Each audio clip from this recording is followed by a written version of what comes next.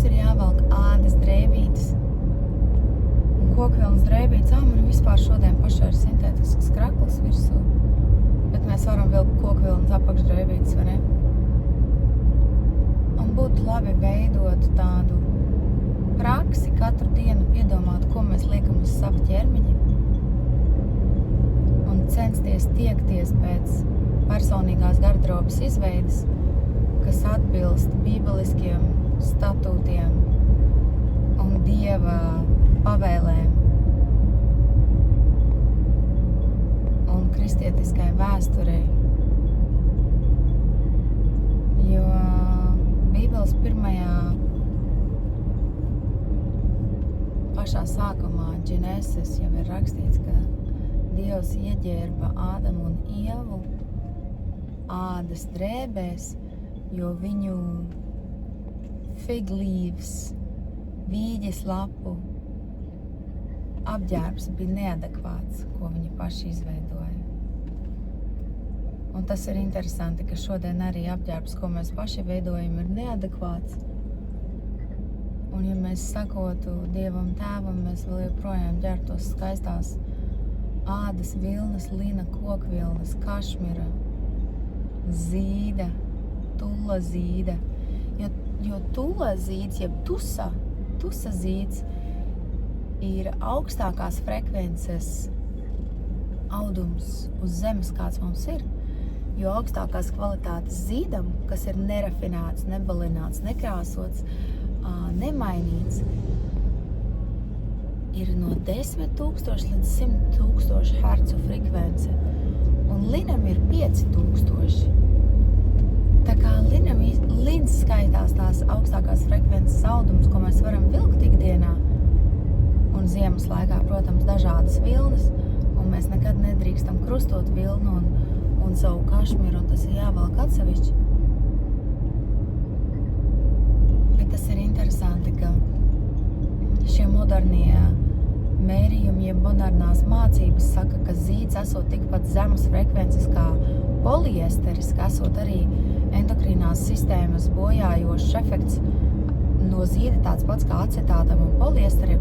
Un es to lasot vienkārši neticēju. Man vienmēr ir ļoti zīds paticis, un zīds ir veselīgs mūsu ādē. Tāpēc kā var zīds būt ar tādu pašu zemu frekvenci kā poliesteris? Un tad tālāk lasot, es iemācījos, ka jo vairāk rafinēts tas zīds ir, jo zemāka frekvence. Tāds interesants lietiņas. Un Dievs saka Bībelā, tu nevilksi drēbes no maisītiem audumiem. Mums ir aizliegt vilkt drēbes no maisītiem audumiem. Bet cik grūti ir nopirkt, piemēram, 100% kokvilnas džinsus. Tas ir ļoti grūti, jo visur ir iemaisīts iekšā kaut kāds neilons, kaut kāds spandeks, kaut kāds poliesters. Visur ir iemaisīti iekšā plastmasa, lai izjauktu šo auduma frekvenci. Un jā, cilvēks ir pieredzis, man vajag kaut ko staipīgu, bet nevajag jau neko staipīgu, vajag kaut ko veselīgu. Cilvēki nezin, kā tas ir, kad mēs pieņemam labākus lēmumus un dzīvojam labākas, veselīgākas dzīves, tāpēc, ka mēs esam veselīgāk apģērbti. Iedomājies, kāda savādāka realitāte varētu būt, ja visi pasaules cilvēki pēkšņi būtu veselīgā apģērbā. Mums veselīgā. Man patīk šis brauciens pāri tiltam. Ok, Kārija, can take you to a donut place. Aizvedīšu meitiņu uz kafūzi. Viņiem patīk Dunkin Donuts, viņiem patīk šitie virtuļi.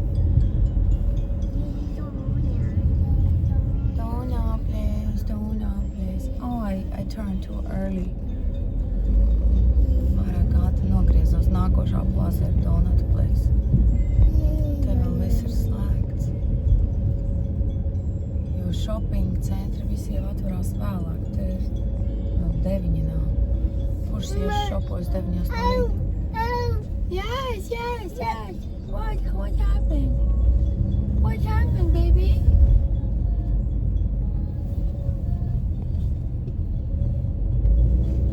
Es nopirku bērniem iPadus, un tagad būs jāpērk bērniem austiņas, jo man piegriežās klausīties bērnu pārraidēs, un īpaši, ka katrs klausās savu, un kādreiz ir 2 iPados, 1 datorā, un tad man jāklausās ir Paupatruļas un kā ieskatās Minecraftu. Kādas ir jūsu bērni mīļākās pārraides? Mommy, take it. Mami, what? Pineapple. Mami, kas ir?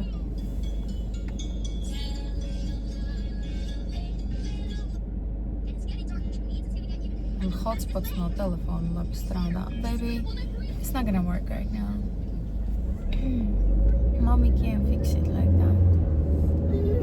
Listen, uz Dunkin' Oh, I Donutiem. don't hear this cry. Yes, the baby is crying. Your brother is crying, huh?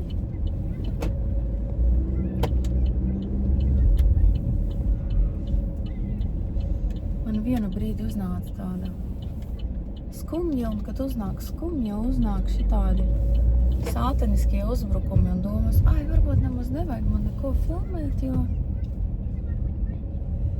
jo tas un šitais un citi taisa labākas kvalitātes video, vai ne? Tādas visādas negatīvās domas nāk galvā, un kad tas nāk galvā, tas vienkārši jādzen prom.